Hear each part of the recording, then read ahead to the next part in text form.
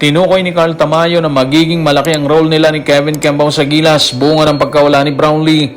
Sinabi naman ni Coach Cheng Giao na dapat makuha ni Coach Tim ang serbisyo ni Clarkson dito sa Asian Games. At si Coach Tim Cone, inaming nananatiling bukas ang hanay ng Gilas sa pagbabalik ni Justin.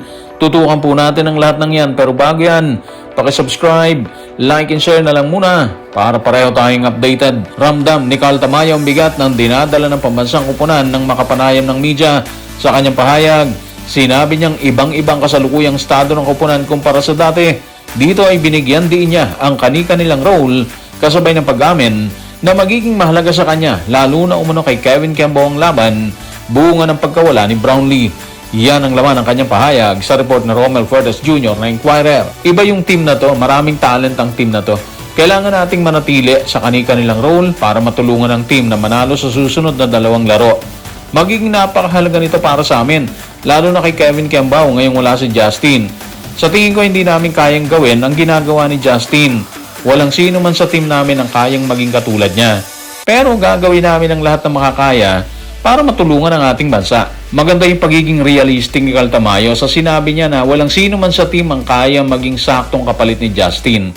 Hindi rin naman dapat pilitin sina Tamayo at Kevin Kembao na maging bagong Justin dahil iba yung role at style ng bawat player, di ba?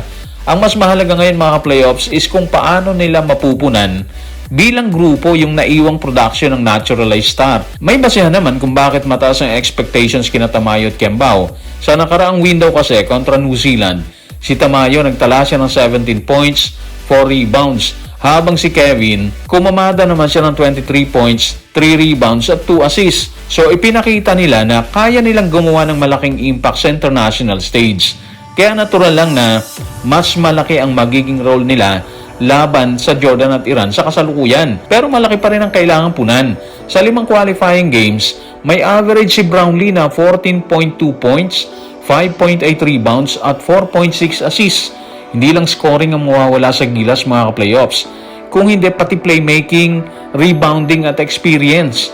Kaya hindi sapat na sabihin na kailangan mag-score ng tig 15 or 20 points si Tamayo at si Kevin Kembao.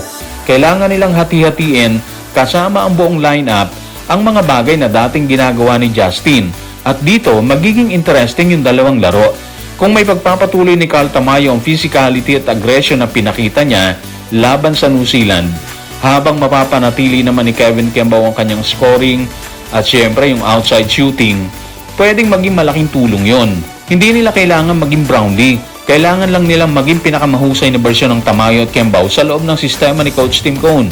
Kung magagawa yon, kasama ng iba pang players, saka natin makikita kung gaano kalalim ang Gilas kahit wala ang kanilang naturalized star. Samantala, kung si Coach Cheng Giao naman ang tatanungin sa kasalukuyang sitwasyon ng Gilas, mas gusto umano niyang makuha ng SBP si Jordan Clarkson para tulungan ang hanay sa World Cup qualifiers.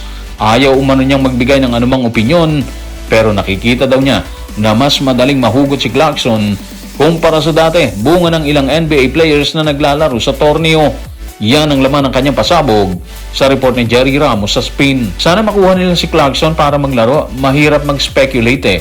Hindi ako updated or privy sa mga behind the scenes na negosasyon na nangyayari. Pero mukhang mas madali na ngayon kasi marami ng NBA players na naglalaro sa national teams nila.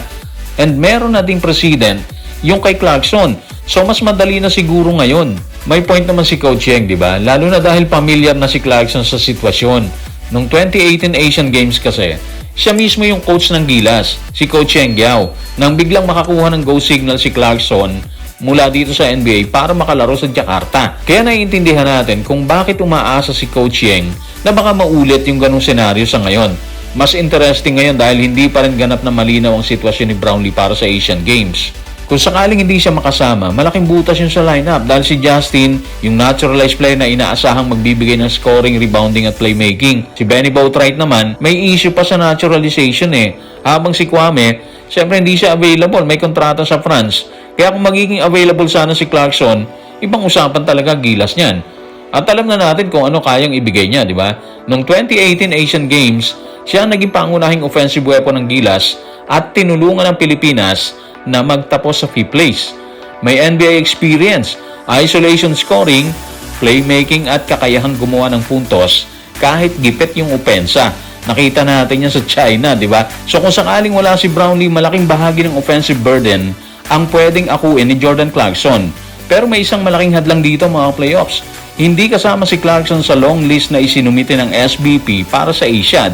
Kaya hindi ito simpleng usapin na hihingi lang ng permiso sa NBA. Yun ang malaking kaibahan sa 2018. Kaya tama rin si Coach Yeng na mahirap mag-speculate sa ngayon dahil hindi natin alam kung ano yung nangyayari sa likod ng negotiation. Sa madaling salita mga playoffs, kung may paraan pang mahabol si Clarkson at papayagan siyang makalaro, napakalaking upgrade yon para sa Gilas dito sa Asian Games. Lalo na kung hindi available si Brownlee, di ba?